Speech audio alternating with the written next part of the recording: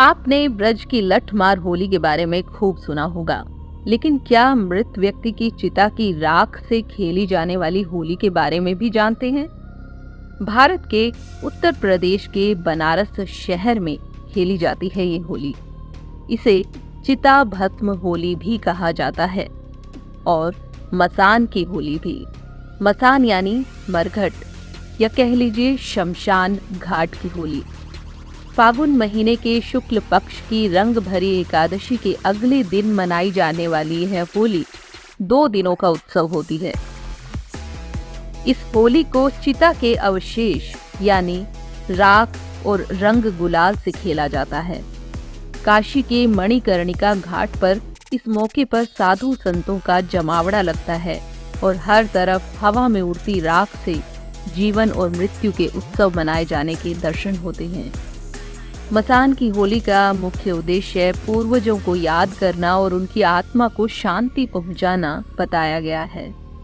ऐसी मान्यता है कि रंग भरी एकादशी के एक दिन बाद मसान की होली खेली जाती है।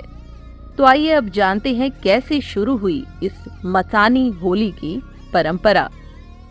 पौराणिक मान्यताओं के अनुसार भगवान शिव ने मसान की होली की शुरुआत की थी और इस होली के सूत्र उनकी विवाह की कथा से जुड़े हुए हैं। सब जानते हैं कि शिव स्वभाव से वैरागी हैं, लेकिन पार्वती की घोर तपस्या और समर्पण भाव के कारण वो पार्वती से विवाह बंधन में बंध गए। भगवान शिव ने अपने विवाह में देवताओं, असुरों, भूत प्रेतों, यक्ष, गंधर्वों सभी को बिना किसी भेदभाव के एक साथ आमंत्रित किया था और स्वयं शिव भी अपने वास्तविक रूप में ही विवाह के दिन उपस्थित थे।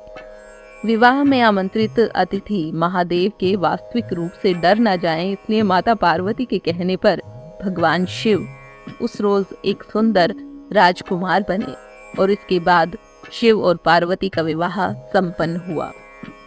और विवाह के बाद भगवान शंकर माता पार्वती को जिस दिन काशी लेकर आए थे, ऐसी मान्यता है कि यह रंग भरी एकादशी का दिन था।